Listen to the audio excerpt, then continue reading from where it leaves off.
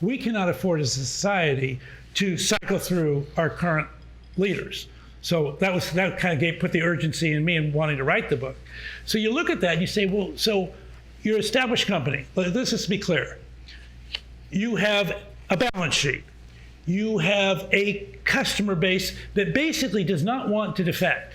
Now, if you can't get onto the next wave, eventually they'll have to defect, but they don't want to defect. Okay? You have a partner base that is making its living with you.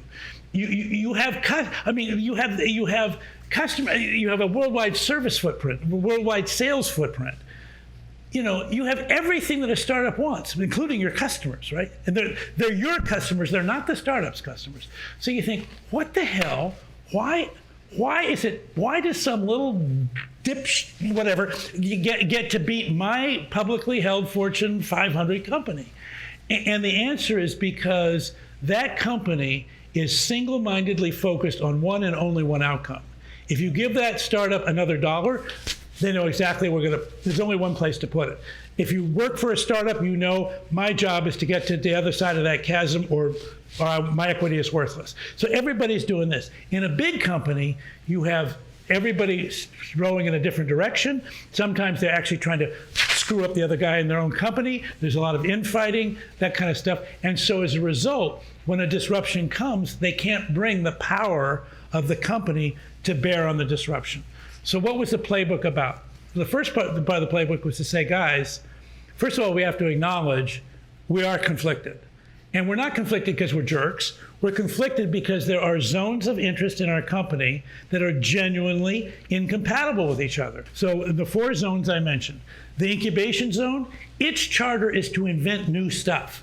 It's to be the startup zone inside the company. Okay, that requires its own governance model. Ideally, it would be a VC-oriented model, not with the capital, but if you see how VCs manage things, they manage things to milestones, they fund them to milestones, the general partner sponsors the deal, they meet with the person once a month.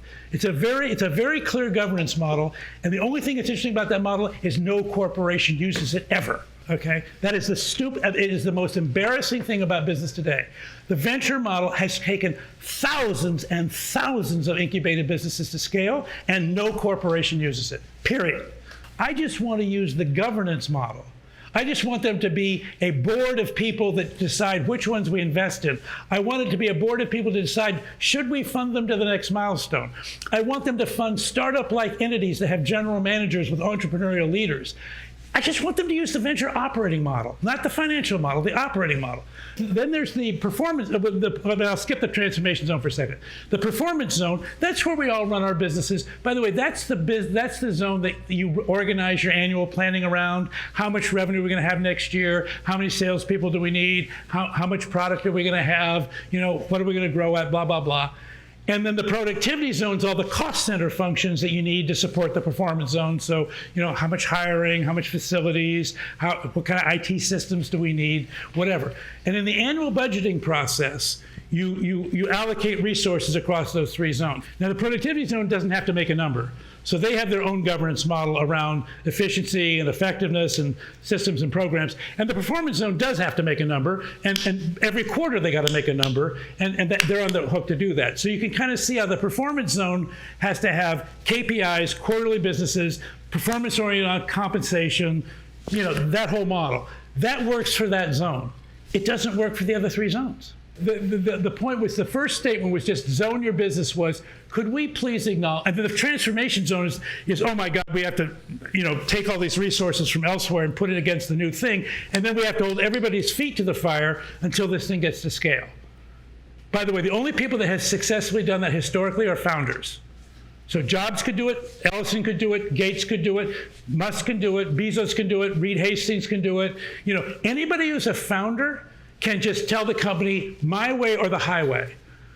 But if you're a part of a management team that came in later, you don't have that. You don't have that power.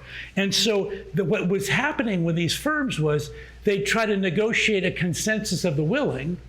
They'd get some number of people bought in.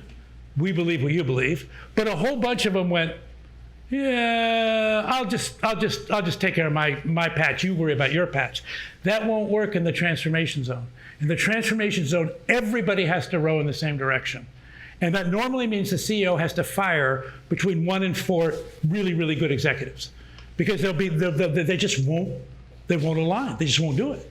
And if you let them not align, that means their entire team doesn't have to align, and it just doesn't happen. So 4 governance models. Incubation zone, by the way, we don't need no stinking processes. So, productivity zones, stay out of our hair. And by the way, that's right. Because if you don't even have product market fit yet, what the hell do you need processes for?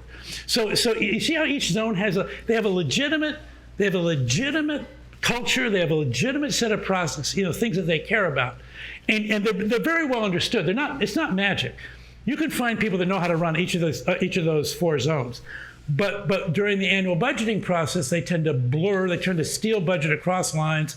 They do a lot of political stuff and horse trading, and they blur the distinction between the zones, and that creates this sort of very ineffectual, very slow-moving, God, you're hard to do business with. Can't you ever make a decision? There are 100 people that can say no, and only, you need 100 people to say yes, and only 1 person to say no. Everything that we hate about large corporations is coming from the fact that they're not maintaining zone discipline.